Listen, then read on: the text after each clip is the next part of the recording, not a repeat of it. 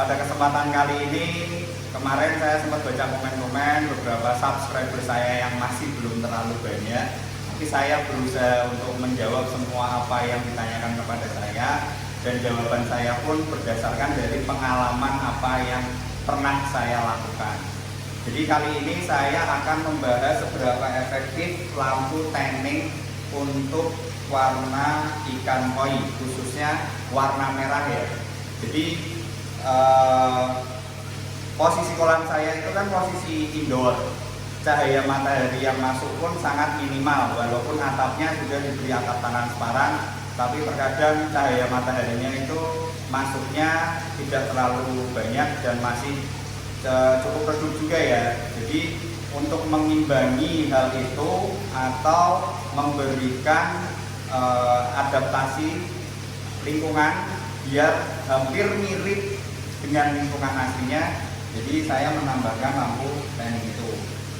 Untuk lampu itu saya menggunakan merek Philips LED DVP 161, wattnya itu 100 watt, dan warnanya itu natural white, jadi agak kekuningan, tapi bukan warm white tapi natural white ya. Itu kisarannya itu lumensnya itu antara, kalau nggak salah sih, sekitar 6500 Kelvin ya. Nah, untuk lampu tanning ini ya posisinya di sebelah itu ya, di sebelah autometer ya. Nah, jarak yang optimal itu kurang lebihnya dari permukaan air sampai lampu itu kurang lebihnya 80 sampai 1 meter lah. Sebetulnya posisi ini posisi kurang baik karena terhalang oleh tangga. Yang paling bagus adalah posisinya di tengah dan mengenai seluruh jangkauan kolam. Dan ini kurang baiknya juga menurut saya itu posisi pas di tengahnya itu ada diffuser. Jadi cahaya yang masuk ke dalam airnya itu otomatis akan terurai juga, kurang optimal. Jadi kalau bisa jangan pas sama diffuser untuk teman-teman kalian yang mengikuti.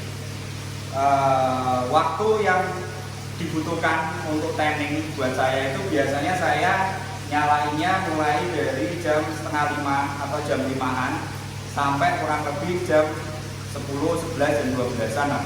Kurang lebihnya antara 7-8 jam ya. Dan menggunakan timer, jadi nanti otomatis kalau mulai jam 5 nyala, mulai jam 11 mati. Kenapa harus jam 5? Jadi saya mengkondisikan biar cahayanya itu belum terlalu habis, langsung diganti sama lampu tanningnya. Untuk efektifnya beberapa blog, beberapa peneliti khususnya dari IPB kalau nggak salah itu emang pernah melakukan hal ini untuk mengekstraksi warna merah agar bisa menyala karena fotosintesa alami yang muncul efek dari sinar cahaya lampu tanning ini yang bisa menggantikan sinar matahari walaupun tidak sesempurna itu. Dan untuk hasilnya buat saya cukup memuaskan karena kalau tidak dilakukan pun menurut saya warna ikan koinya pun akan meredup. Dan untuk membantu warna benih merahnya, posisi kolam indoor itu harus tetap pakai komposisi pakan color ya, pakan warna. Dan komposisinya pun itu tidak main-main. Jadi total pakan yang ada di tempat saya itu hampir 40%-nya itu color. Jadi 40% growth, 40% color, dan 20%-nya weather. Nah, itu udah imbang 40% dari color sama 40% dari weather untuk gemuk. 40% color, 40% untuk growth, itu udah anggap aja udah sampai 50-50. Karena bagi saya, kenapa saya harus tanning? Karena posisi kolam saya ada di indoor dan saya harus menjaga warna merah atau benih ikan koinya. Jadi posisi indoor dan tidak ada cahaya menggunakan lampu tanning itu intinya warna benihnya bertahan, tidak meredup atau tetap pada saat kondisi dia masuk, dari kecil sampai besar itu tetap stabil, tidak ngedrop menurun, itu sudah hebat banget buat saya. Dan kondisi seperti ini bagi saya sudah bersyukur banget ya. Nah, untuk kekurangan tanningnya ini buat teman-teman sekalian hati-hati juga.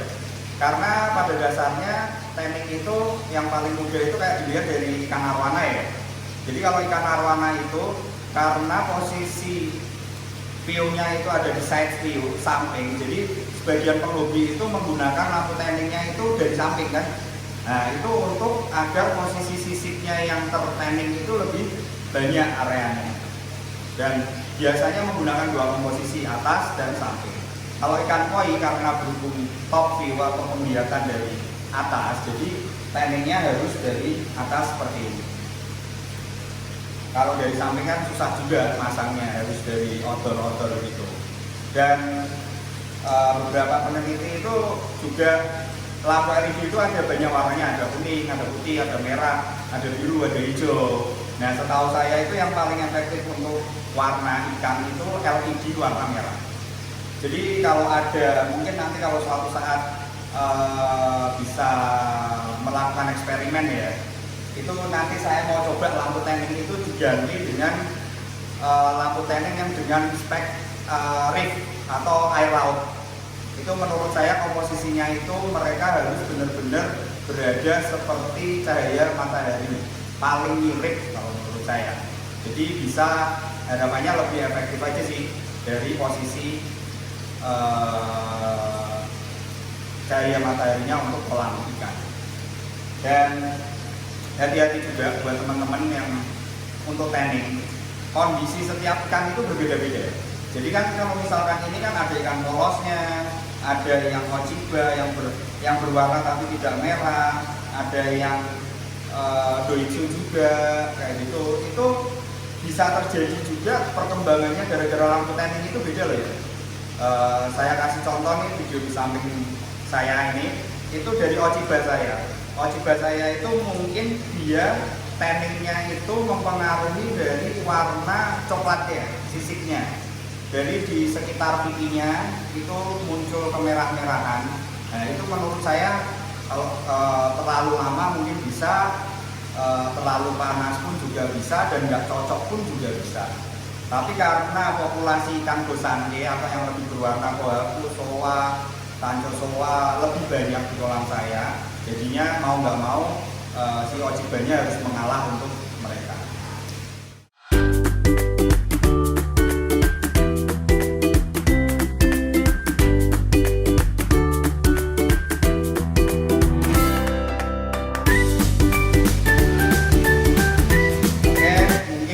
Saja yang bisa saya sampaikan sedikit tentang tanning lampunya. Jadi kalau dilihat dari kegunaan dan fungsinya itu wajib ya menurut saya kalau buat kolam indoor.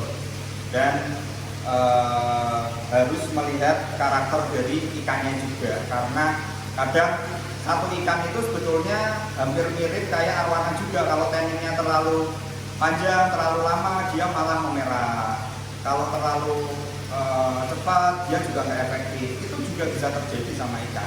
Menurut saya dengan anatomi sisik dasar dari ikan tersebutnya itu ya hampir-hampir mirip lah.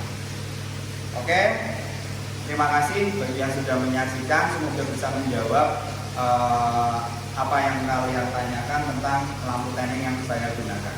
Salam Rian Bimo Channel.